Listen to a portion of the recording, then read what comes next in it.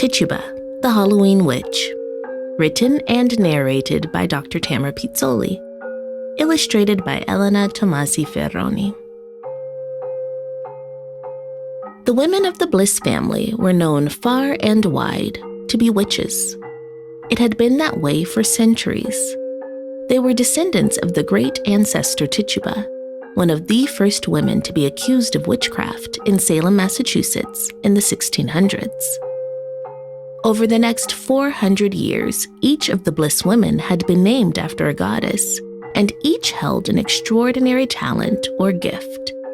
The only exception was young Tituba, age 8, who had been given the same name as her great ancestor.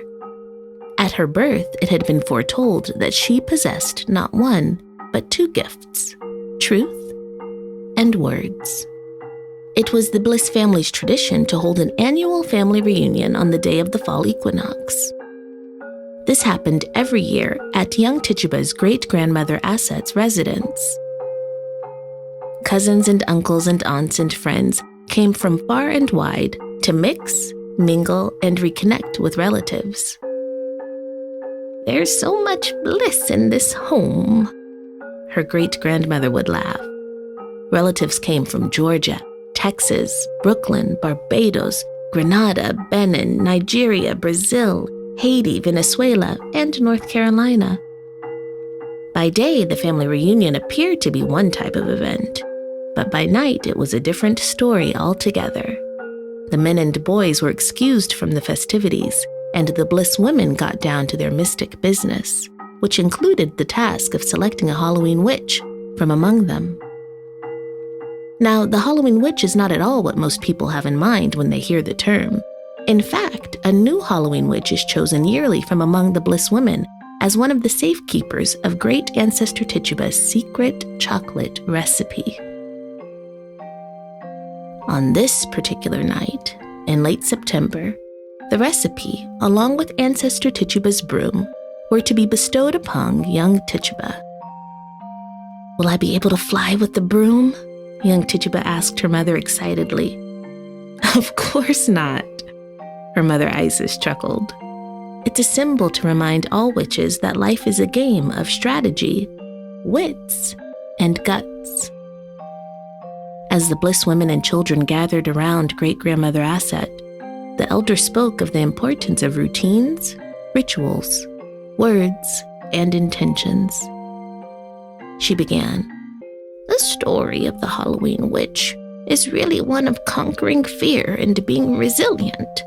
People often fear what they don't understand. What they call routines, we call rituals. What they call potions, we call cures. What they call spells, we call affirmations."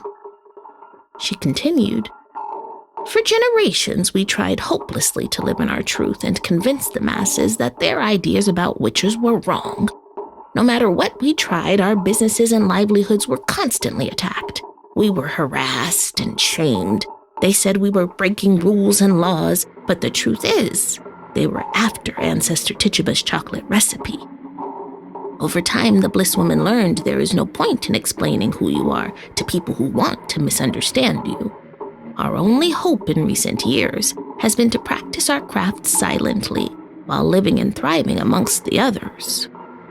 Tituba's mother Isis interjected, "Things changed for the Bliss women in 1908.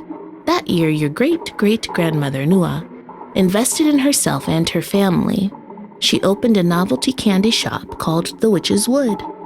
Given our family's reputation and thanks to the number of great cooks and scientists who are relatives, it quickly became one of the premier candy corporations in the country. Jawbreakers, taffy, chocolate coins, gumballs, lollipops, you name it, we make it. We love Halloween because we make the most money on that day, and we celebrate keeping great ancestor Tituba's chocolate recipe a family secret." With that, young Tituba's Aunt Thalia lit a roll of sage and cleaned the energy in the room. Cousin Nix created a steady rhythm on the djembe. The youngest to the oldest and every Bliss in between danced and sang and had a feast fit for the goddesses they were. To close, Aunt Iris told young Tituba's fortune, And at last she was given the family's ancient Venezuelan chocolate recipe. Like the great tales and traditions passed from griot to griot in the countries of their West African ancestors, the recipe was not written. It was spoken to her slowly 3 times, and she was instructed to guard it, along with the fact that she was now a witch in her heart. The next week, young Tituba went to school with her homework complete and her heart full. Mrs. Caldwell, her 3rd grade teacher, began the history lesson by announcing, "It's October, and this month we'll be learning everything related to Halloween. To begin, I've chosen a nonfiction book to share with you all about witches."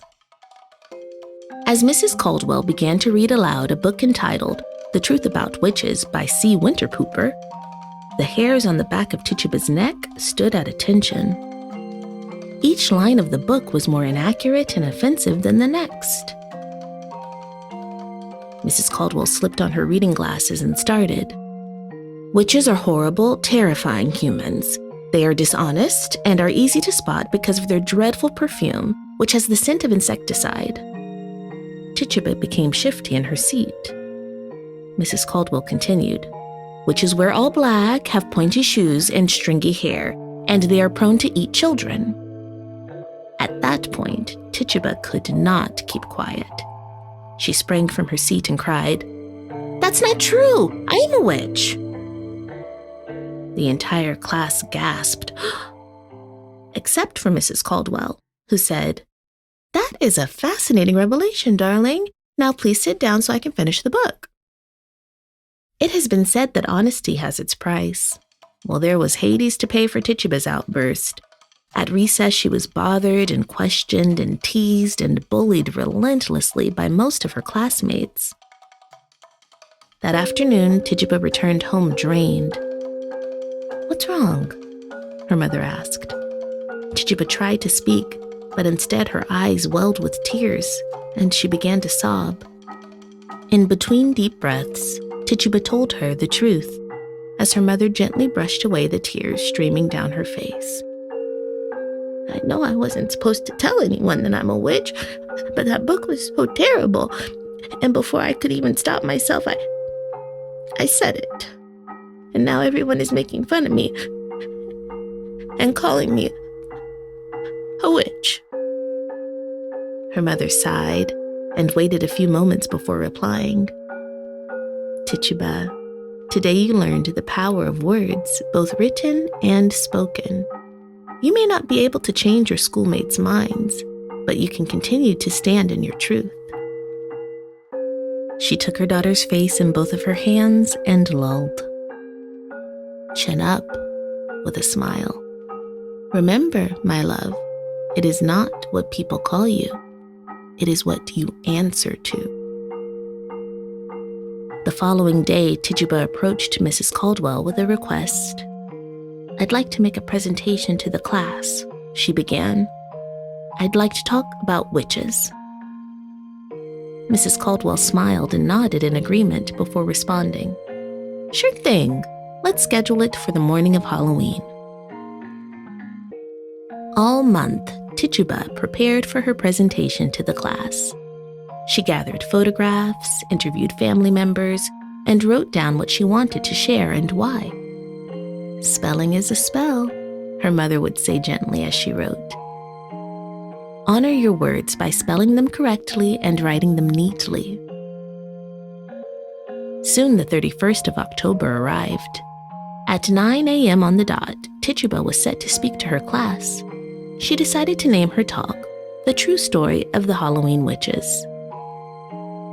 Mrs. Caldwell invited Tituba to the front of the classroom while her classmates sat motionless in their seats. Just as Tituba began, the classroom door opened. A procession of witches led by her great-grandmother fled in and lined the classroom walls.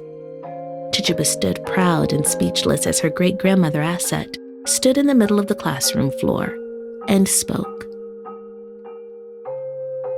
"I am Elder Asset, daughter of Aja and mother of Isis, descendant of great ancestor Tituba and great-grandmother of young Tituba.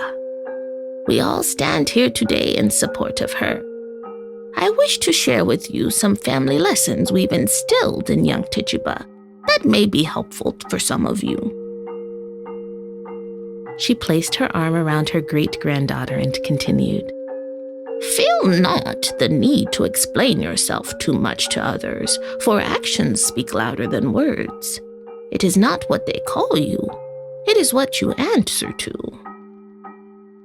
She then motioned to the women who lined the walls of the room.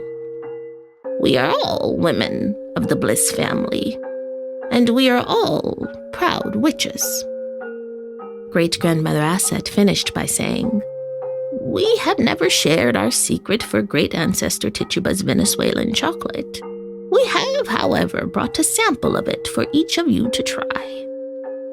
To the applause of the class, a great cauldron was wheeled into the room. Tituba showed her classmates how to make a cup with their hands, as her grandmother gently ladled a small amount for each of them. The magic only works if you sip the chocolate from the palms of your hands, young Tituba explained. At that moment, a small raised hand was seen. A child asked, What makes Tituba's chocolate so special? Ah, great-grandmother Asset grinned. Just one sip taken while a wish is wished will make the wished wish come true. That's a tongue twister, Mrs. Caldwell chuckled. It really was quite something to see the students' reactions to Ancestor Tituba's chocolate.